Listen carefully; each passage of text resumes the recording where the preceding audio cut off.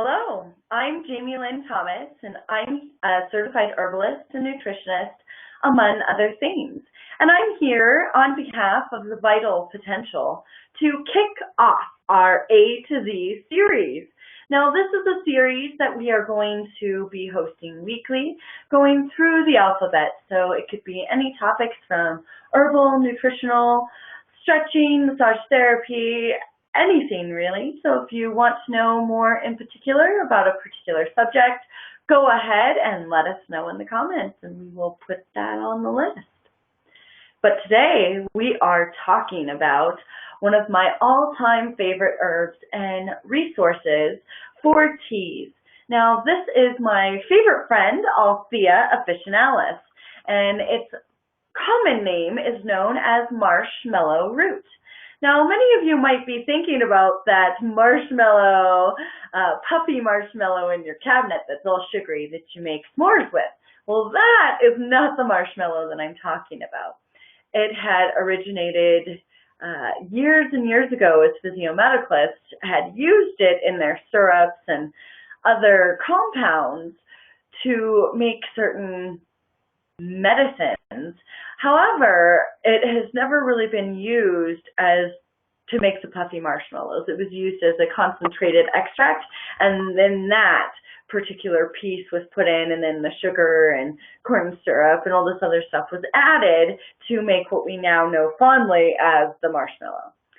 So the marshmallow root that I'm talking about is a lot more similar to hollyhock, or the bane of many bicycle riders and gardeners, is this mallow. It's a mallow, M-A-L-L-O-W species, and it's a weed that grows in almost everybody's garden. It puts out those lovely thorns that when you step on in the summer, they go right through your shoe. So those are the common mallow that we have here in Colorado that I fondly take out of my garden and put into my stir fries, my soups, my salads, throughout the whole spring, summer, and fall season. I actually have some out there right now, and it is the dead of winter, and they're still slightly green and have really thick, luscious roots on them. They're not very thick. They're about the half width of my pinky.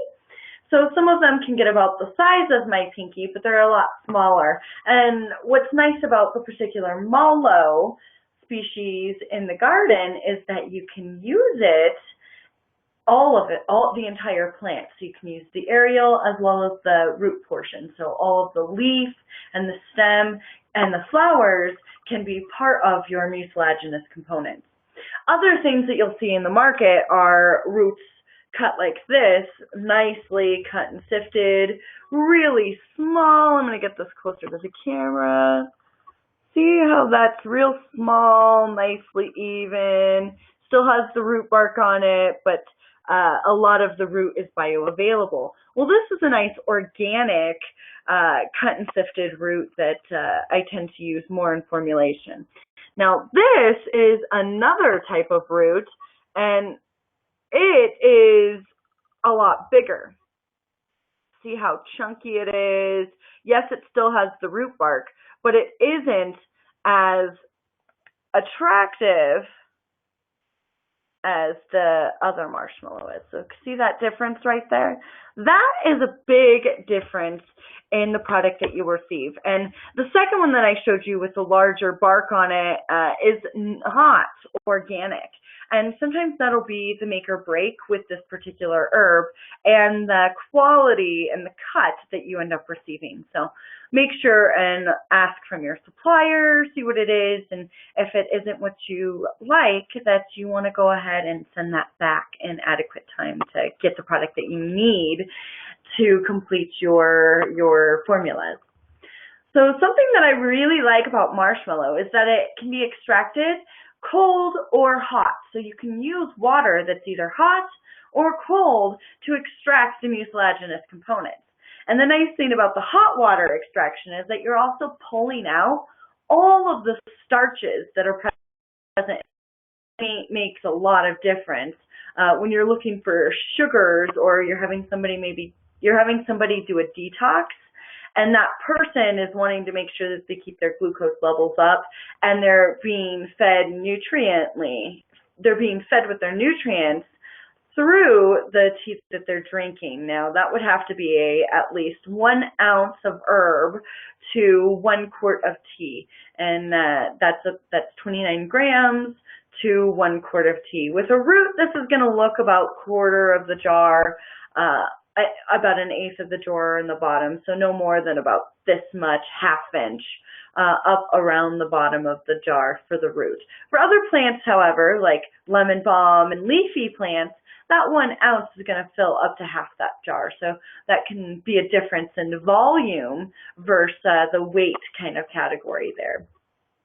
And if you want to know more about weight to volume or how to make other medicines, feel free to look on our website, www.tvp-massagetherapy.com, and see what our other classes are and webinars that we're offering. We like to make them affordable and available on all different topics, and I just did a nice tincture making one that goes into some really good information on the weight to volume ratio. Something else that's really nice about this particular plant is that the soluble constituents, or the active properties, are present either in the hot or cold extraction, but it's with water, pure water, so this comes out very, very easily, and the mucilaginous components act as a immunomodulator that can go in and shift certain parts of the system. So if you drink it and it coats your digestive tract all the way down, it's going to lay this protective coating layer all the way around your esophagus and down your digestive tract into your stomach and all the way down into your small and large intestines. And it's going to just continue to coat and give moisture and get rid of heat in these areas, which can be very, very important clinically. Something else that's really cool about that is that it draws all of your white blood cells, so your army of invaders to come, well, your own army that stops invaders, to come and go to those areas that have been coated with this mucilaginous component and work very gently with the system. So we're working vitally with the system and not against it, which can be heroic and not serving the system. So we're utilizing a very gentle herb to come in and do this. So something that's very important about this herb, because of that protective coating property, is that you don't want to take it with medications that you're wanting to have doses, a very specific level of drug in your system for a certain amount of time. This is not when you want to use marshmallow with the herb. Now, or marshmallow root with the drug itself. So this is very, very important. And this is when you would want to work with somebody who understands the chemical pathways. A nice clinical trained herbalist will be able to let you know off of your drug list what time you should be taking your tea that has marshmallow in it, or if we should omit it altogether to avoid any issues with absorption. So one of my favorite things about this herb is also that it can be a vehicle for other herbs. So I use this as the kind of mover and shaker that tells what the other herbs should do. So when I'm making a GI formula, I always think of marshmallow root because it has such beautiful properties for the digestive tract. Now, the coating properties, so it comes in and it's coating and mucilaginous, so it brings in those immunomodulating properties. It's also got some nice diuretic properties to the from the root, which diuretic just means that it has you urinate out more fluid. So it's really resourceful for those of us who are a little watery or damp in our constitution, and then it lets you let that out through your urine pathways, working very gently with the system. Some other great properties are that it's nutritive, so taken long term this particular herb will serve to nutrify and nourish the system long term. It also can go in and modify and adjust what other herbs do in the formula. So if we have something like cayenne that's hot and dry and somewhat injurious to the tissues, being a level 4 herb, it can go in and taken on its own, it can be detrimental to the tissues, cause burning and different qualities that make people feel hot and dry all the way. So what we do is we take marshmallow root, Althea officinalis, and we mix it together with the cayenne root or the cayenne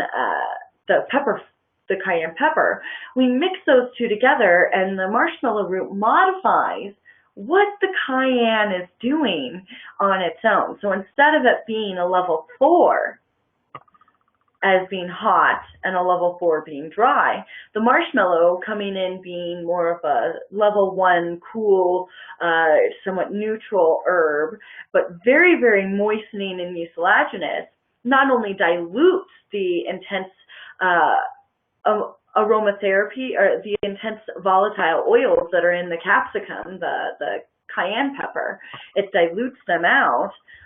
It also comes in and gives them that mucilaginous component by cooling it down and taking that dry nature and bringing it down a notch or two because of the mucilaginous and the cooling nature of marshmallow. A very cool way to think about formulation and connecting things long term.